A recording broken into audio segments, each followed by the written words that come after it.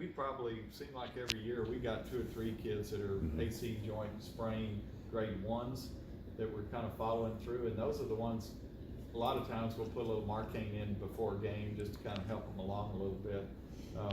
Nothing you can do for it, just hurts and go play.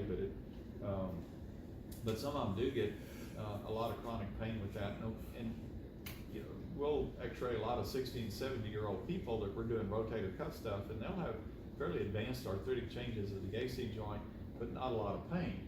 So we don't do anything with it. But there are a group that do get arthritic changes there and are painful, and so we can go in. You can do it open, just make a little incision right over the top of it, and open up the superior capsule, and you actually just take out a little section of the joint, some of the acromion, some of the clavicle, and give them a gap about 1 centimeter or so, and it's very, very helpful. You can do it arthroscopically.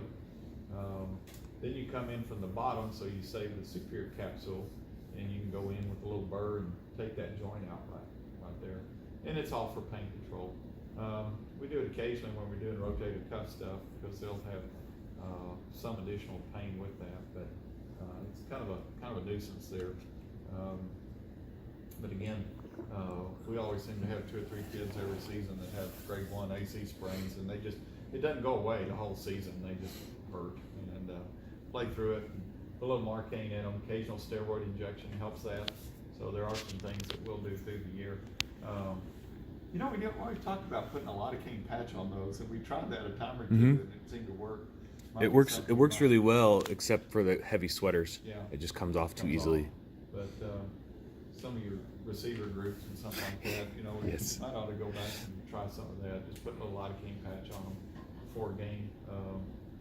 We had a receiver a couple years ago that worked pretty good for him. So anything you did for him kind of helped. He just wanted some attention, I think, more than anything. But shoulder dislocation is quite common, and obviously you see these in games, not just in football but other sports. Typically a fall on the shoulder of some sort. Most of them are anterior, but occasionally you'll get a posterior dislocation. Usually fall and drives it back.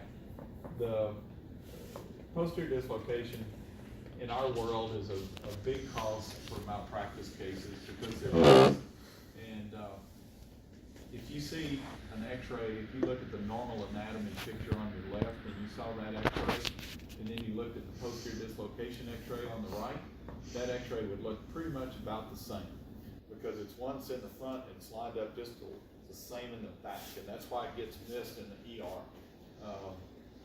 When they go out the back, usually the arm will be internally rotated and it'll be back in this position back here. You've got to get an axillary X-ray to show that. Now sometimes they'll get a lateral here, but if you get an axillary, it'll show it. But a lot of times these get missed in the ER, and they thought this shoulder sprain, or maybe it's a dislocation that went back. An anterior-inferior dislocation is pretty easy to pick up.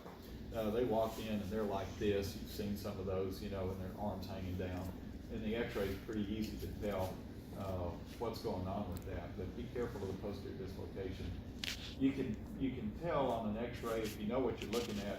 These don't show it real well, but that bicipital groove, normally in a normal X-ray, that'd be a little rotated around. That picture's not quite as accurate. It's a little more lateral. And then when you get an X-ray and you see the bicipital groove rotated internally like that, you kind of go, something's not quite right on that. But the anterior by far is going to be your most common one. There's your basic X-ray, where it's going to be anterior, inferior right there. CT scans are real helpful in a lot of these.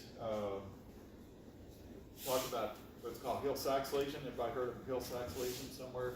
It's basically just an impaction, a dent in the back of the head as it comes out, and it lands on the edge of the glenoid right there. With dislocations, there are 2 bony problems we have. Most of it's soft tissue, but you can have 2 bone problems. One is the Hill-Sachs lesion, and the other is you break off or you wear off the front of the glenoid out there. And both of those increase their instability. And so when you go back and try to fix them, you have to take those into consideration. But one of the reasons that sometimes it's hard to reduce a shoulder is because of that Hill-Sachs, and you can see how it locks in there. So the kid that comes in's had recurrent dislocations. Most of them are pretty easy to get back in. A lot of them you can pop in on the field, or where they get a lot of spasm, you can get them in. But if it's a recurrent dislocator who's got a big Hill-Sachs lesion and they lock down on that thing, good luck. It can be a real challenge to. Sometimes you have to put them to sleep to get it back in, because you got to lift the shoulder out to disengage that. And surgically, we sometimes have to address those if you're doing a reconstructive surgery for them. There are all kinds of ways of getting them back in. The one on the left is kind of what you'll see in the ER in the old days. That's I have no idea why they still do that. It's not the greatest way in the world, but I guess if you tried everything else and you're off at a game somewhere and you can't get somebody, the problem is you can't hold on to the bag with the weight. You've got to strap it on so that their hands are relaxed. But this was kind of the old ER way. Just let them, I think just because they were busy in the ER, and you could just kind of hang them there and go forget about them and come back later and see if it came in. But there are a lot better ways of doing this. An easy manipulation, like on the right, and there's some pictures here. The shoulders come out because they're basically unstable, and they usually come out in this position. So you're externally rotated and abducted. And so the easiest way to get one back in is just to reverse the deforming force. They came out here, bring them back across right here, and they ought to slide right back in if you think of the anatomy of it. The problem is that these athletes, or anybody with a dislocated shoulder, they get a tremendous amount of muscle spasm, and that's what's keeping you from getting it back in, as they just won't relax. And if I'm available, usually what I'll do is I'll fill a 20 cc syringe full of lidocaine and shoot it in the joint, which is real easy to do. Numbs them up, and then they don't hurt and relax, and you can get the shoulder in pretty easy. But as Adam can tell you, and if y'all seen it, if you get out there pretty quick on the field before they spasm up, a lot of times you can get them in just literally on the field. And a lot of these kids will reduce on the field. They'll move it themselves and it'll pop back in. If you can get them over to the sideline pretty quick, and just basically get them to relax and bring their arm across like this with a little bit of traction on it, a lot of times it'll slip right back in, because it's basically an unstable joint. So if you can get the muscle to relax, it's unstable, it'll go right back in where it came from. And sometimes that takes a little bit of practice, but it's amazing if you sit there and just work with them, and I try to get them to relax. Just relax the shoulder, know it hurts, but you just kind of gradually keep moving. It may take 10, 15 minutes, but a lot of times you can get them to relax that enough, and when it goes, it'll drop right back in there. You have to kind of, it's a mind game, you have to get them to relax and not try to fight the pain on that. I think one question that Katie had earlier was how many times, and with the shoulder, since we know it's such an unstable joint, how often will you reduce and you immediately get another dislocation? Or how often does that occur? Is that something we're really worried about? And what do you do when that does happen? Yeah. For us, particularly on the field. On the field. Yeah, get a kid dislocates his shoulder. If it's a first-time dislocator, probably going to be too sore to go back in the game that day. If he's a recurrent dislocator, everything's already stretched out, he'll probably go back in the game that day because he's done this before. He knows it. It's just there are certain positions they get in and it'll come out. But the first-time dislocator, because they tear up enough stuff and stretch it out, they're probably going to be too sore. That's been my experience to go back in a game for football anyway. That kind of been your yeah, I think she was saying, like, so let's say we have a first-time dislocator and we reduce it on the field. Is that likely that they will come out again right then and there? And the age group in teenage and early 20s, the recurrent, if you dislocate once, traumatic dislocation, your recurrence rate's probably higher than 95%, that sometime in the next near future, year, months, whatever, it's going to come out again. And we'll show you some pictures here in a little bit. That's why a lot of these were more aggressive now with treating them with surgery early on a first-time dislocator. In the past, it was like, hey, dislocated once, we'll just see how you do. And a lot of us still follow that some, but there's a little more of a swing towards aggressive treatment of the first-time dislocator. particularly if they have a Bankart lesion. We'll show you that in a minute. But I think traditionally in my practice, if it's first time, traumatic, football, whatever, baseball slid into base and got their shoulder dislocated, I'll treat those non-operatively, but get an MRI and see how much they tore up. If they really tore a lot of stuff up, then they're probably, chances are real good they're gonna come out again. And so, a lot of these, say in football, and football is it's not a contact sport, it's a collision sport. So, a lot of these you can rehab and let them finish the season, and then come back and do something after season's over. Of course, a lot of that depends on the position. Somebody that's, if you're a quarterback, you're done. But if you're somebody that's having to reach out like a defensive back or a linebacker, you may have more trouble than somebody who's keeping their hands in here like a runner. Which a lot of the times for that stuff, though, we give them a protective brace that keeps them from those extreme ranges of motion that will help decrease the likelihood of them being in a position that will allow them to dislocate again. Now, that's not ensuring that they won't. It's just decreasing the likelihood that they will. And then still after that, we will still consult with Dr. Stark. What do you want to do? Yeah, we better go in and look at it, fix it, clean it up, do whatever, and go from there postseason. The biggest risk on a football field, I think, are your linebackers, your defensive ends, and your defensive backs, because they're always reaching out. The defensive backs are reaching up, obviously, to get passes. So you put them in a Sully brace, and they can only get this high, so it does limit them a little bit. The linebackers and defensive ends are a problem, because they're always reaching out to grab runners and stuff. So, but a lot of them we do, and you just put them in them, and most of them do pretty good. They like it. So it's kind of like a lot of knee braces. They probably don't add that much actual structure stability, but they give them subconscious feedback to your brain of what's going on, so they kind of subconsciously pay attention to what's happening there. So, with our dislocations, obviously the labrum's torn off the front. That's called a Bankart tear. Sometimes it can tear off just soft tissue, but sometimes you can have what's called a bony Bankart, where it actually takes a piece of the bone off with it, and it slides off, and it'll actually chip off a piece. And those are obviously very unstable. Here's one that, looking at it from a arthroscopic. Here's your glenoid, flat piece right here, the ball's up here, and then that's a tool kind of opening that up, but you have a gap there where you've lost that whole front edge.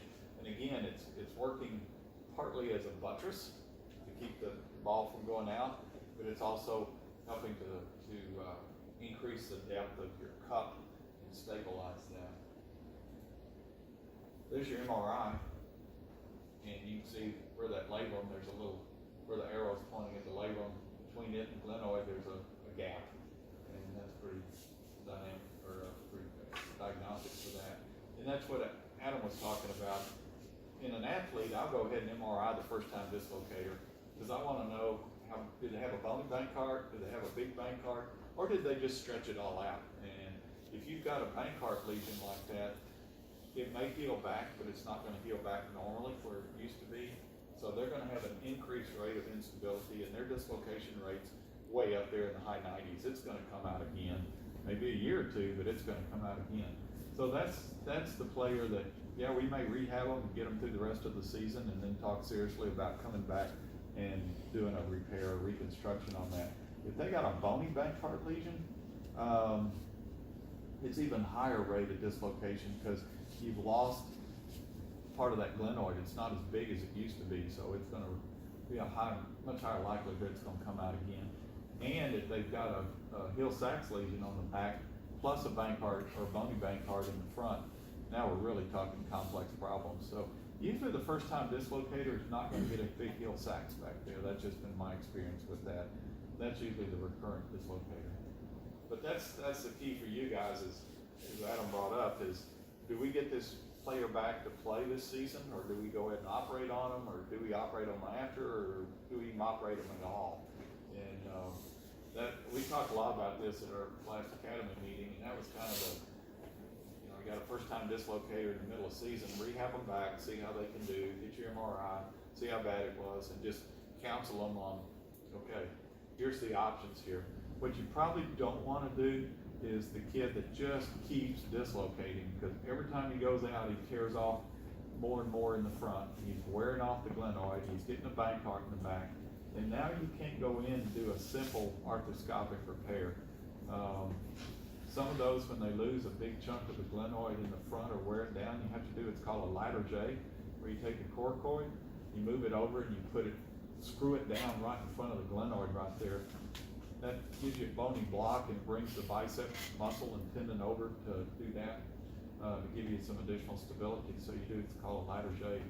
When you have a big heel sax, you may come back and do a remplissage, that's some French word for something. But you basically come in the back and you tack the capsule into the hole back there. And these are just different techniques for the more advanced dislocators. So that's what you don't want your kid to get into to that stage, because things get a whole lot worse. The other tears that you'll see in labrum are slap tears. Superior, labral, anterior to posterior is what slap stands for. It's right at the top, and that's where the biceps tendon hooks up.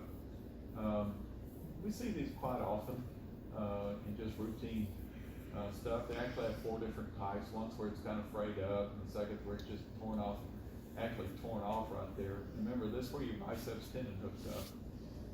This is like a bucket handle tear, where this part's still hooked up. And then the 4th part is the whole thing. Biceps tendon gets split and pulled off right here.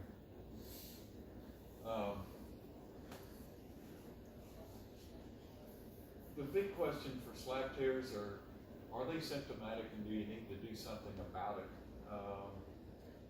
We see these all the time. We see type 1s and type 2s a lot in our 50, 60, and 70-year-olds when you're doing rotator cuff. And I personally don't think they make that much difference.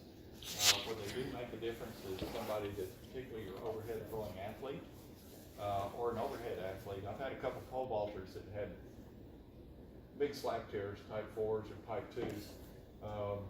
Seemed like our whole offensive line a couple years ago had slap tears that bothered them, and so we went in, and that's because you guys are always pushing like this, and it puts a lot of stress on the shoulders, and they're painful. Most of the guys kind of play through them, kind of get to the end of the season, then we go do one shoulder and come back next year and do the other shoulder. But the treatment is really more whether or not they're symptomatic. Here's an arthroscopic look. Here's the glenoid. Here's your biceps tendon coming in. Here's your labrum, and here's where it's torn off right there. And the problem is when you get up into this position, the biceps tendon is pulling on that labral tissue, and just like peeling the skin off an orange, it just keeps peeling it back right there, and that causes pain. And we'll show you a couple pictures here in a little bit about some of our fixes. The rotator cuff is the other tear that we tend to see more in the elderly patient population, but it can occur in 30, 40-year-olds from an acute injury. Rarely see it in your athlete, in your teenage and 20-year-old group, but occasionally we will. Kind of weird, but occasionally we'll see one. I think I did one. I can't remember what sport she was in, but she had a tear 4 or 5 years ago, 6 years ago. Female, they had a little tear up there. This is pretty diagrammatic. Some of y'all may have seen us do some rotator cuff tears in surgery. That's probably my favorite operation. It's just cool to be able to go in there, put anchors and tie stuff all through the scope. There's your MRI. Here's your supraspinatus tendon right here, and it should come all the way down to right here, and then the white is fluid, liquid. And you can see it stops right here instead of over here. That's a big rotator cuff tear. The other thing to kind of anatomy that's not really appreciated is that biceps tendon right here. Remember, your main biceps, short head hooks up to your coracoid up here. Then you got this little tendon runs up there that hooks up to your labrum. And this little guy can give us lots of trouble sometimes, biceps tendonitis. You don't really need that tendon. Anybody know what it's for? If you know what it's for, probably write a big article on that, because nobody knows what it's for. It's just there. It's probably left over from swinging through the trees back, a couple million years ago. It may be a humeral head depressor to help kind of pull it down. keep it from riding up on the acromion. But we really don't know what it's supposed to be there for. It runs through a groove, and there's a kind of a capsule or fibrous layer over that groove. You can get a lot of tendonitis right there. The same thing occurs in your wrist where your tendons run through called the Quervain's tendonitis. And you'll see that in some of your athletes. It's painful right there in the front. Rotation, supination type stuff hurts. Sometimes some of your tests, provocative tests, will tend to bother that. So just be aware that that's kind of where it is. You don't really need that much. This is the main functional part of the tendon. You can rupture, not the short head, but the biceps tendon. You'll get this, we call that a Popeye lesion. Quite common in 60, 70-year-old men. They'll come in, they're lifting something. They'll usually give you a history of shoulder pain for months, maybe years, while it's been bothering them. And all of a sudden they'll have something and it'll pop, it'll get real painful, they'll bruise up, and they'll have this little Popeye muscle. And the time they get into our office, about 2 weeks later, it doesn't hurt because they got rid of it. It just popped it, and we just leave them alone. Don't do anything about it. Sometimes we will go in and do a tenodesis and tie the tendon down right here. When would you do that? Well, in your athletic population, yeah, they probably, if you cut, in the older guys, we're doing rotator cuffs and we get in there and the tendon's all torn up, I just cut it and let it fly. A lot of them you can't tell they got a Popeye muscle, but sometimes you will. So it's more cosmetic to tie it down in your older age group. It doesn't really affect their function as far as strength because the main part's still hooked up to the corcoid. In your athlete though, it might decrease their biceps function some.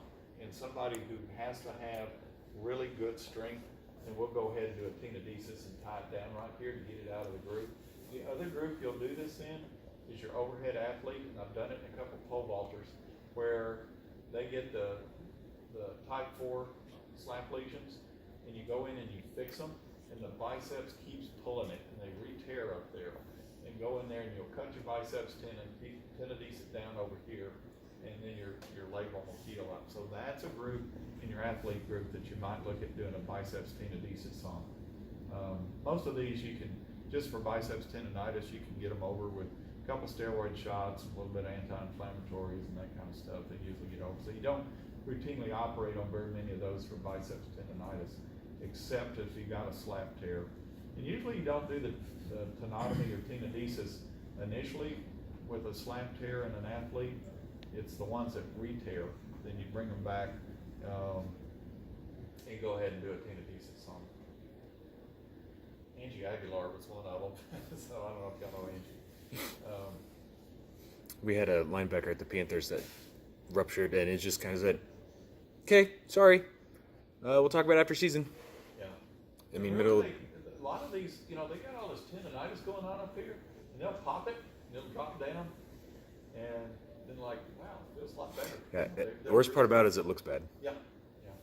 So, I guess I've never done it. You can come back and tenodesis and make your arm look better, but it's purely cosmetic.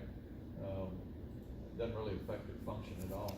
So how do we fix these? I don't know if y'all seen us do any of these. We don't do very many dislocators who have to go in and do bank cards on, but occasionally we do some. And you got your cannulas coming in, and we put all these little anchors along the edge of the glenoid, and we sew this thing back right here. Bony bank cart's a little more difficult because you got a piece of bone attached to all of that. But we try to reconstruct this and do it arthroscopically. And arthroscopically has really been a great way to do it. When I started practice in the late 80s, we did all of these open. And the problem is you open all this up, and you're kind of working from the outside in. So when you put it down, you don't really know if you're getting them too tight and exactly where you're putting them. It was a little bit of guesswork. If you look through our literature over the last 50 or 60 years, there are probably 20 different ways to treat dislocated shoulders without arthroscopic treatment. So once again, that shows you that either none of them work good or they all work good. And really, in fact, most everything worked really good, no matter how you did it. Tightening things up, putting them down, different ways of doing it. But we do it arthroscopically most of the time. But there are failures, and occasionally they'll re-tear. and there are different reasons for that, but a lot of times you'll go back and do it a second time arthroscopically, but sometimes you'll have to do an open repair. Sometimes they fail because you didn't appreciate the glenoid loss or heel sacks, things like that, and so they'll redislocate out again.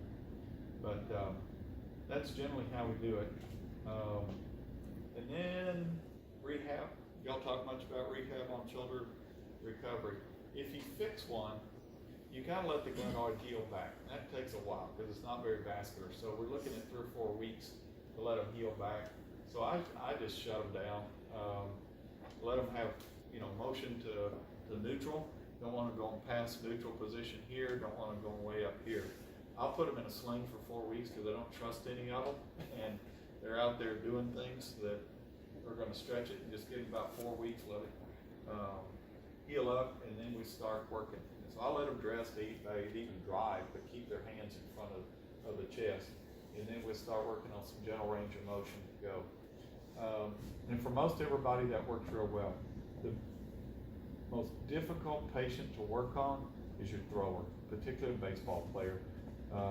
Fortunately, baseball players don't dislocate their shoulders very often because they're usually not involved in, if they're standing on the mound, unless they're batting and slide into base. I think we had one a few years ago or something that did that, running the bases. So fortunately, that's not a big deal. But a football player, you could get a quarterback dislocate a shoulder, and the problem is if you get them there's a fine line between loose enough to be able to throw, because they got to get that arm. I mean, they get past horizontal sometimes to throw that much external rotation. There's a fine line between enough rotation to do that and unstable and they come out. I mean, it's a very fine line. So that's the trick in doing a shoulder reconstruction in a thrower. You just don't have much room for error. And if you block them, like one of us, if you lose a little external rotation, so what? It's not a big deal. If you lose it in a thrower, his career's over because he can't generate enough momentum and velocity to throw football, baseball, whatever, without that extreme external rotation on it. So those are hard. Unfortunately, they don't occur very often. So, if Reese loses a little bit of external rotation out here, he's never even going to notice it.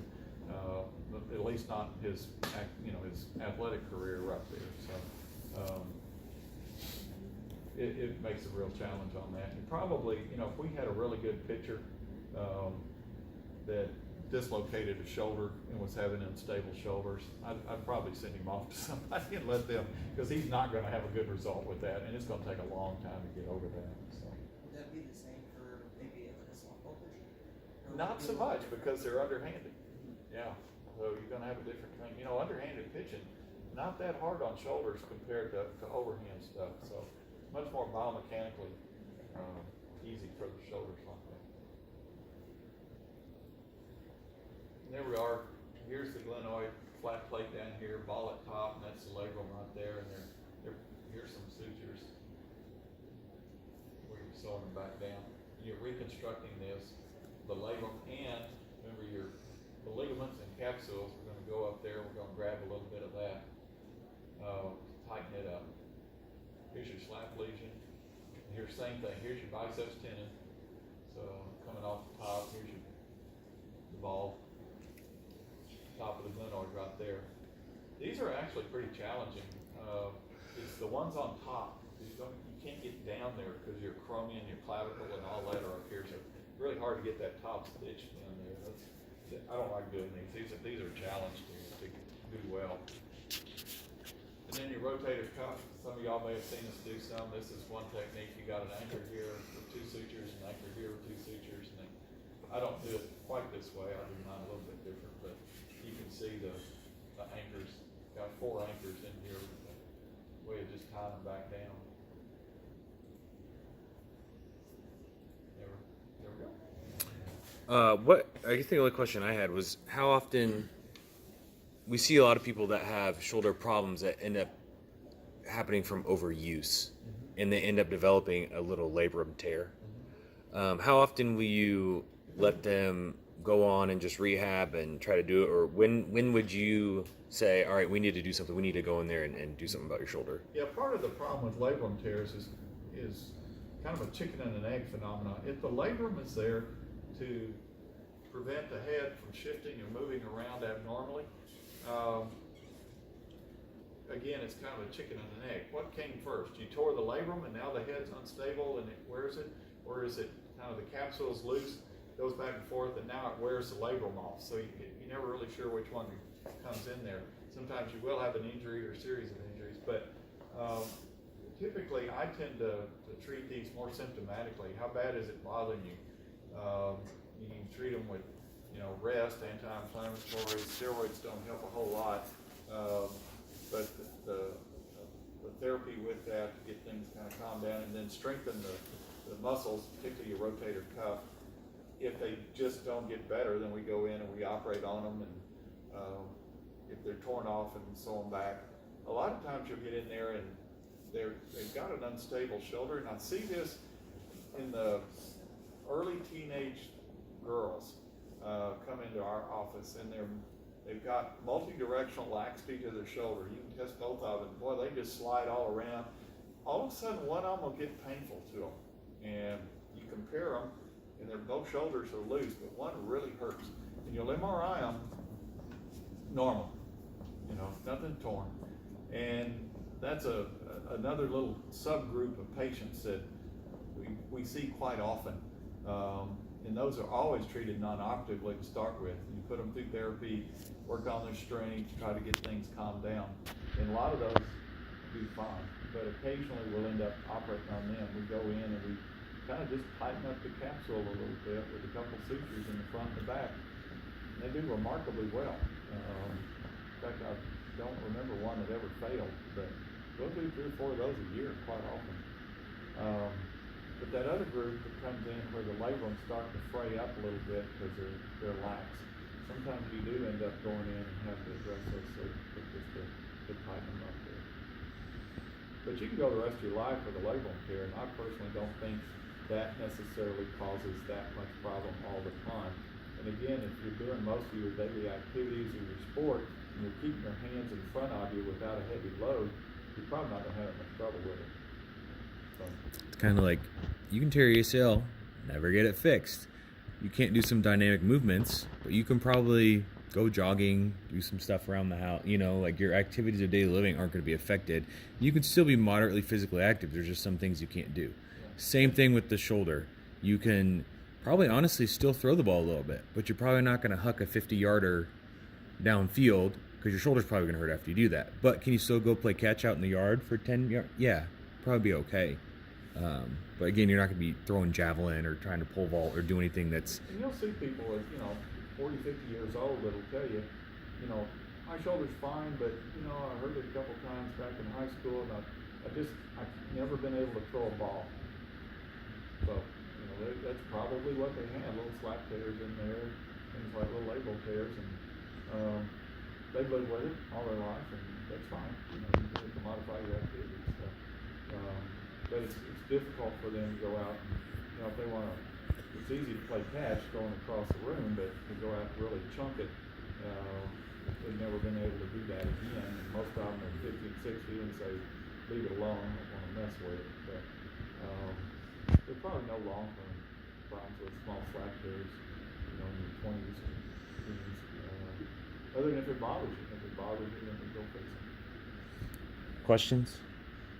Did you get any other changes in your joint after having that? Yes, you can. If you, probably the worst ones that we'll tend to see are iatrogenic. If you tighten the shoulder too much, they will get arthritis in that shoulder and be irritated. And that was one of the problems with open shoulder reconstructions, is that you just couldn't tell how tight to open up the whole capsule, and then you kind of pants over vest and tighten them up like that. You couldn't tell how tight you were getting them. When you tighten them down too much, they'll come back in 3 or 4 years and they got an arthritic shoulder. That's a disaster, because that's a lifetime problem like that. And that's where arthroscopically has been a whole lot easier, because you can see the anatomy, you can put it right where it is, get a pretty good idea. And even in my throwers, I'll put the arm up here when I tighten them up, just to make sure that we don't lose too much external rotation. And it's a very anatomic way of doing all of that. So. Other than that, yeah, you can if you know, there's some other attributes. You get in there and the screws break out into the joint, it's going to tear the joint up. We've gone to absorbable screws now, instead of the old metal ones when you're putting them into the glenoid for repairing slap tears, back part tears and things like that. They absorb in 3 to 9 months depending on what you're doing. And that's kind of comforting, because if they keep coming out, they'll tear some of that out. And the old metal screws, you tear some of those out and they flop around in the joint, they're not good. They're going to tear some stuff up. Anything else for Dr. Stark? You're all geniuses and you're going to surgery tomorrow. Okay. All right. Well, thank you, Dr. Stark. We really appreciate it.